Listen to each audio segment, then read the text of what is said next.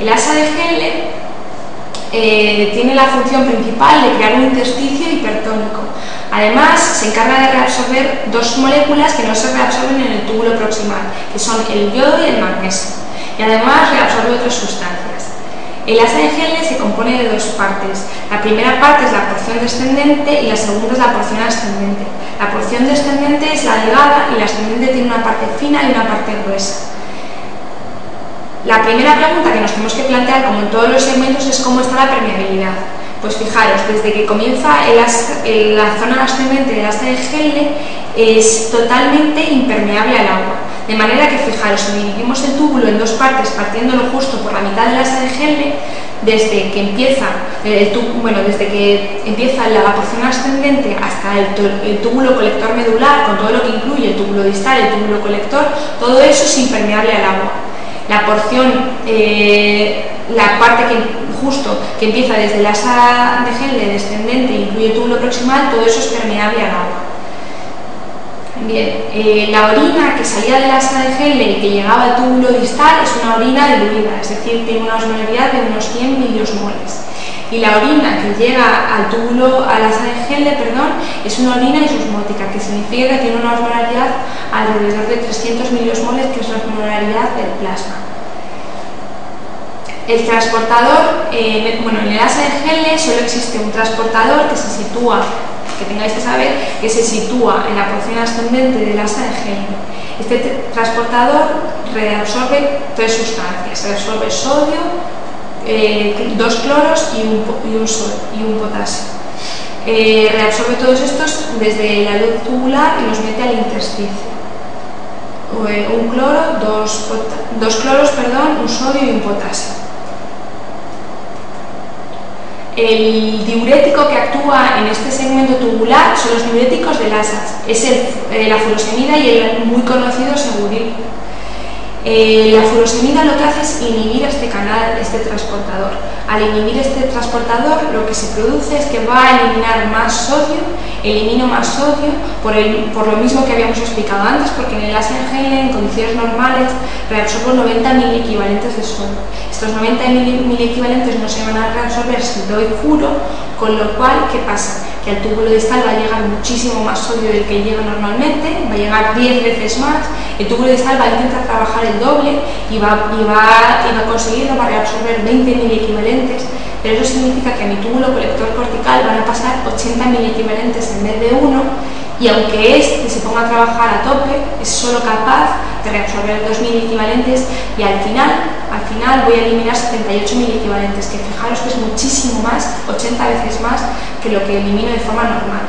Así que mi furosemida va a producir que elimine más sodio en orina y va a bajarme la tensión arterial. Este sodio que va a pasar a mi túbulo distal se va a intercambiar con mucho calcio y voy a tener hipercalciuria. De hecho, una reacción adversa de la furosemida es hipercalciuria y son litiasis renales. Vale, también va a pasar mucho más sodio a mi túbulo colector cortical. Al pasar más sodio a mi túbulo colector cortical, esto va a estimular mi aldosterona, va a ponerse a trabajar y va a reabsorber mucho más sodio el canal de sodio. Esto va a crear un mayor gradiente electronegativo que va a fomentar que salga más potasio para intentar frenar este gradiente electronegativo, con lo cual voy a tener hipopotasemia, y además va a salir muchos más protones, con lo cual va a producirme alcalosis. En consecuencia, resumiendo, la furosemida lo que hace es producir hipotensión, hipopotasemia, alcalosis y hipercalciuria. El síndrome que se produce en este segmento es el síndrome de Bartter. El síndrome de Bartter es una enfermedad hereditaria, es un trastorno autosómico recesivo, que lo que hace es que este transportador de dos cloros, un sodio y un potasio quede inhibido, actúa como si fuera una furosemida. En consecuencia, pues voy a perder mucho más sodio, voy a tener una tensión arterial bastante baja, voy a intercambiar más sodio con el calcio en el túbulo distal, luego voy a tener hipercalciuria, incluso tengo nefrocalcinosis, calcificaciones renales patológicas, litiasis renal, y además va a pasar también más sodio en mi túbulo colector cortical. En consecuencia voy a estimular mi sistema renina-angiotensina-aldosterona, que lo que van a hacer es aumentar la reabsorción de sodio en el túbulo colector cortical, que aumentará mi gradiente negativo. En consecuencia de este gradiente negativo intratubular, lo que va a fomentar es la salida del potasio. Voy a tener hipopotasemia y a su vez este gradiente negativo, como siempre, también va a estimular la salida de los protones y voy a tener alcalosis. Alcalosis, hipopotasemia y disminución de la tensión arterial. Además, como cosa curiosa, fijaros que os había dicho que en el túbulo, que en el asa de Henle se reabsorben dos moléculas que no se reabsorben en el túbulo proximal. Entre ellas está el magnesio. Por eso el síndrome de Bartter se asocia a hipomagnesemia. Bueno, así resumiendo las tubulopatías, estas alcalosis que tenéis que diferenciar, fijaros, el síndrome de Leber la vais a saber diferenciar muy bien porque es la única que cursa con hipertensión arterial. El síndrome de Gitelman, lo que os tenéis que acordar es que, a diferencia del síndrome de Bartter, cursa con un calcio en orina bajo, que justo fui bloqueando ese canal, y el síndrome de Bartter va a tener hipotensión y además va a tener un calcio alto, ¿vale? Funciona como si fuera una furosemia.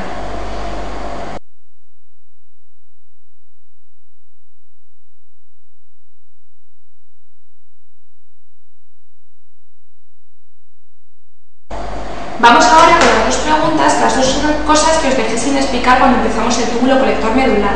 La primera de ellas os dije que me teníais que creer que la orina que llega al túbulo colector medular es una orina que está muy diluida. Y ahora vamos a ver por qué. Fijaros, es muy fácil. A partir del comienzo del asa ascendente de Henle, desde ahí ya no puedo reabsorber nada de agua. Entonces, fijaros, para un mismo volumen de agua voy reabsorbiendo un montón de solutos y al reabsorber un montón de solutos, ¿qué es lo que pasa? Que tengo la misma cantidad de agua para menos solutos. Bien, se diluye, orina diluida.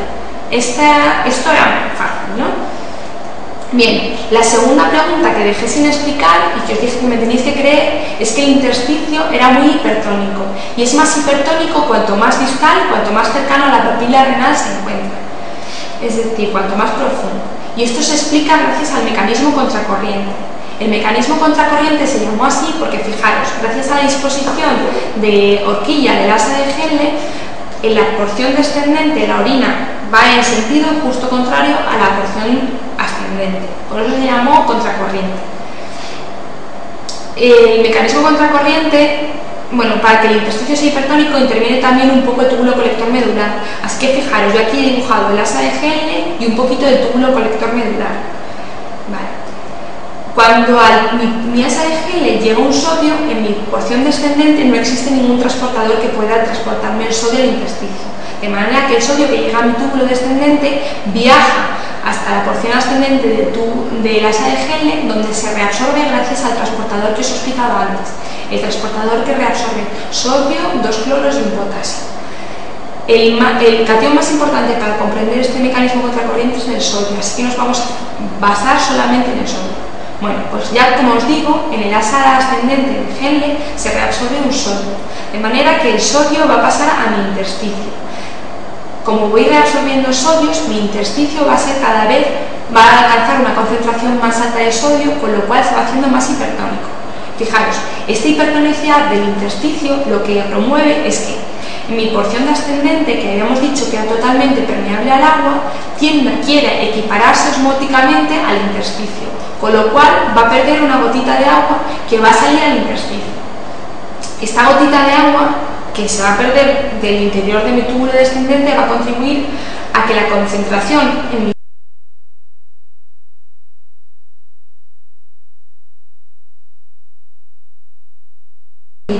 túbulo descendente aumente.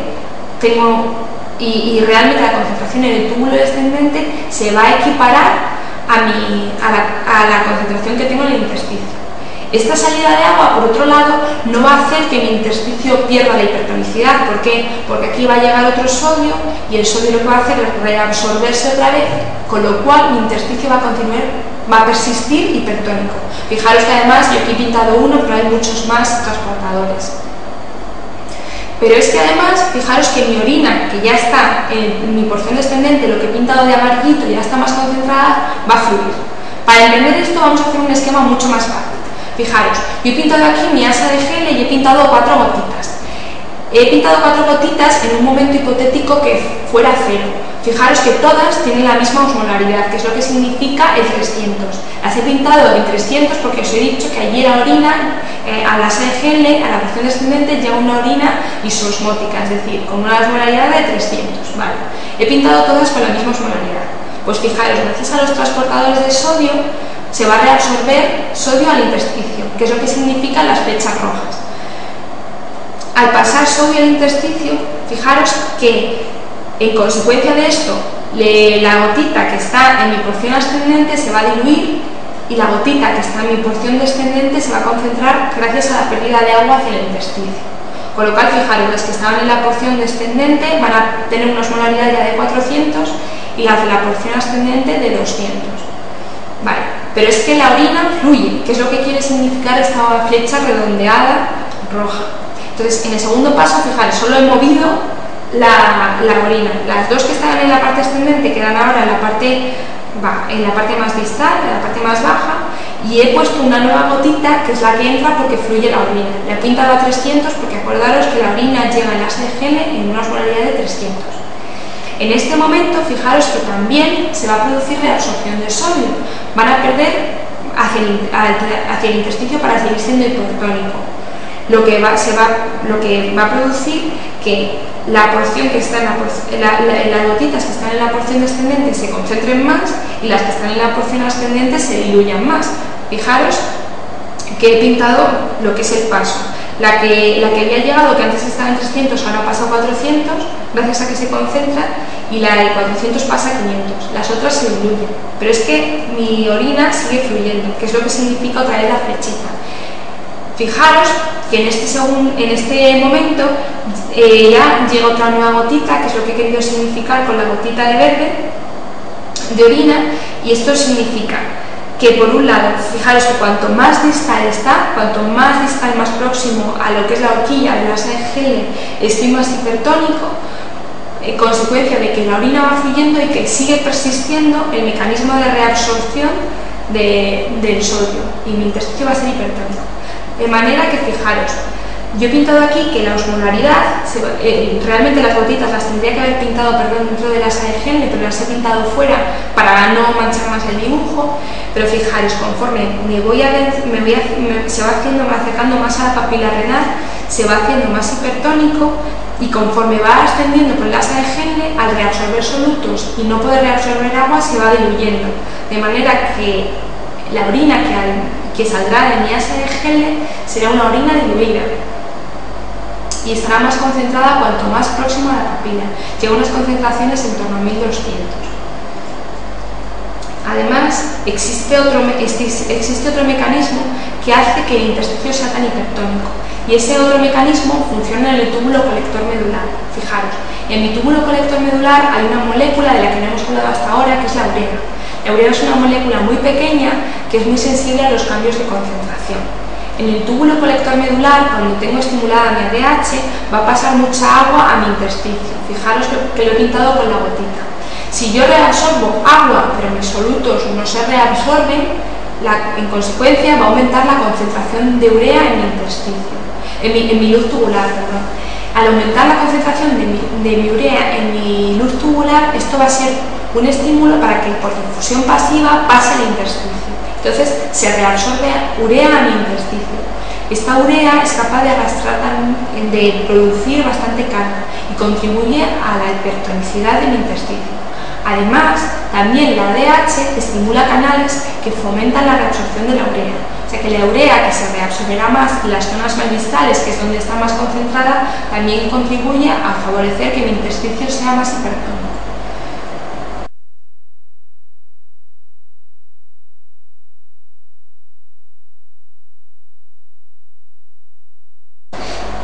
Bueno, para intentar entender un poquito esto más, vamos con una pregunta que apareció en el MIR del 2000 y 2001 de familia. La leo. De entre los siguientes fármacos, ¿cuál es el que produce hiponatremia con más frecuencia? Y nos dan 5 opciones, entre las cuales hay 3 que son descartables de entrada, que es la digital, la prednisona y la penicilina, y nos quedaría la duda las 2 que son las que tendríamos que discutir, la furosemida y las tiazidas. Fijaros, Para entender esta pregunta nos tenemos que imaginar que una persona que no necesita un diurético va y se lo toma. Por ejemplo, una anoréxica. Una persona que no necesita un diurético y se lo toma, como consecuencia de tomar este diurético va a aumentar su osmolaridad plasmática. Eso es un estímulo, como ya hemos visto, para que se libere ADH. La ADH lo que va a hacer es que las acuaporinas estén abiertas.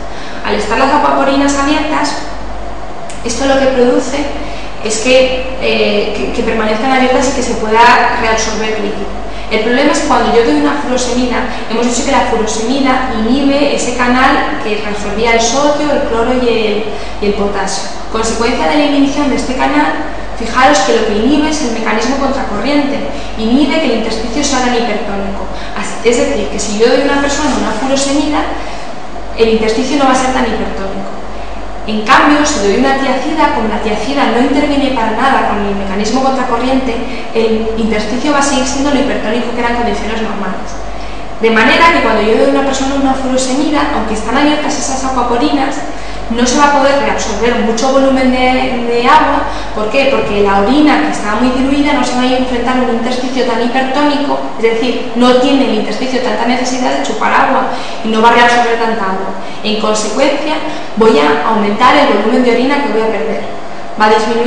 Se va a disminuir voy a perder muchísimo volumen de agua y además con una osmolaridad de orina baja, porque no voy a ser capaz de reabsorber casi nada.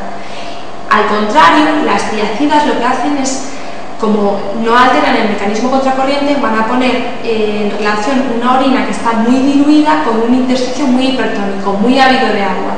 Entonces, ¿qué va a pasar?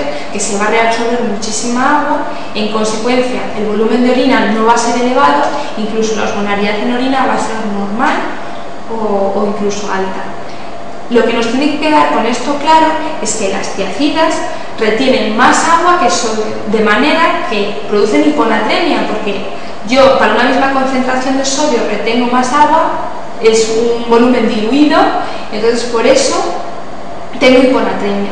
La furosemida no produce hiponatremia porque me produce pérdida de muchísima agua, y al perder mucha agua, mi sodio en plasma nunca se va a concentrar porque voy a perder más agua que sodio, incluso tendería a aumentar mi sodio plasmático.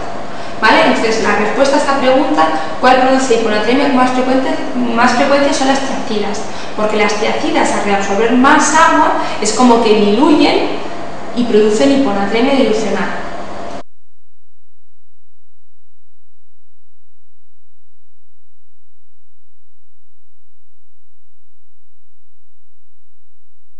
Aprovechando ahora la sede de Henle, vamos a hablar de las enfermedades tubulointersticiales. Las enfermedades tubulointersticiales son aquellas que tienen lesión en el intersticio, que es la médula, es decir, que van a afectar a la función de la sede de Henle y del túbulo colector medular. Si yo tengo alterada la médula, eso significa que no funciona mi mecanismo contracorriente, y al no funcionar mi mecanismo contracorriente, mi intersticio no es todo lo hipertónico que debería.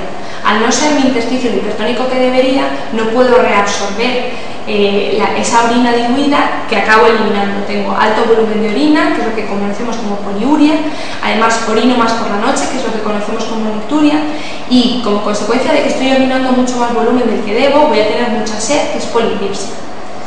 Enfermedades tubulointersticiales pueden producirla muchas cosas, entre ellas las infecciones, los tóxicos, las neoplasias, la hipersensibilidad, la alergia, que es la que vamos a hablar ahora porque es la que más frecuente se ha preguntado, las enfermedades vasculares y las enfermedades hereditarias.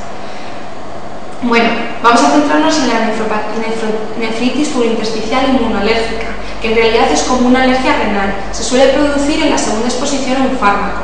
Y me lo suelen preguntar normalmente como una persona que está tomando un antibiótico por una faringitis. Y me lo preguntan como una faringitis para intentar liarme con las faringitis, que son las que producen la mesangial y la endocapilar, las glomerulonefritis. Me la intentan poner ahí, me intentan hablar de una faringitis para intentar liarme con una enfermedad glomerular. Bueno, me suelen hablar de una persona que ha tomado el fármaco y que antes de tomar el fármaco tenía una fiebre muy alta y que después de tomar el fármaco ha persistido con fiebre aunque ya más baja, es una febrícula, es la primera característica. La segunda es que las enfermedades tubulointersticiales, al ser una alergia, suelen producir un rasco táneo. Aparecen manchas en cualquier lado del cuerpo, pero suelen no afectar a las palmas y a las plantas.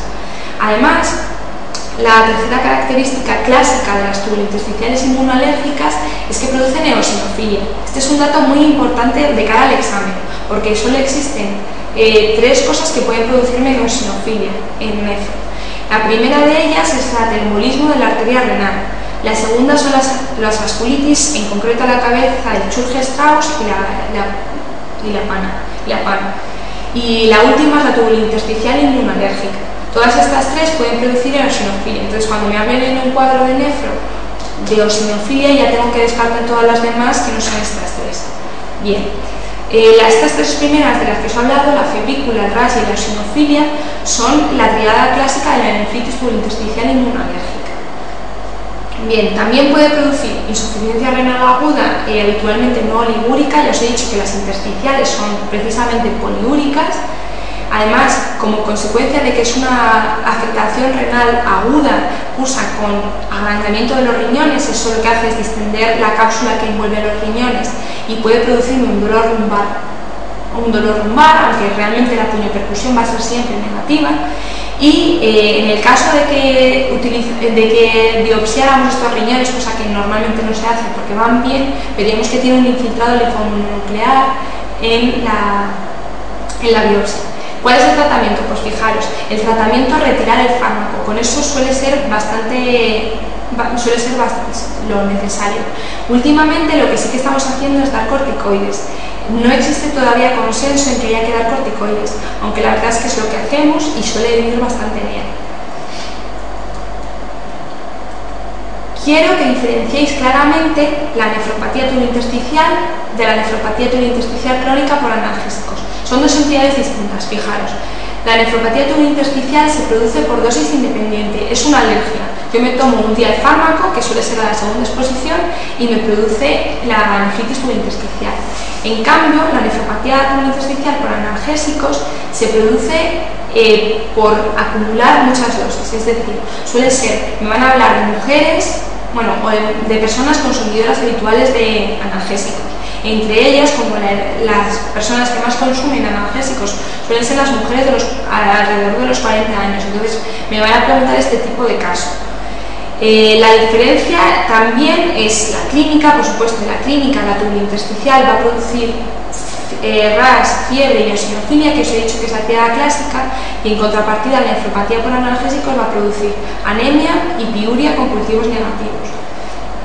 Además, los fármacos que producen una y la otra son muy distintos. La nefropatía tubulointersticial inmunoalérgica suele ser por antibióticos beta-lactámicos, rifampicina, quinolonas y también por AINES. Y la nefropatía tubulointersticial por analgésicos pues es por paracetamol y por aspirinas. Lo que os quería recordar de la de analgésicos es que además se ha asociado a mayor riesgo de carcinoma renal de células transicionales. Eso es algo que han preguntado en el examen y que hay que tener en cuenta.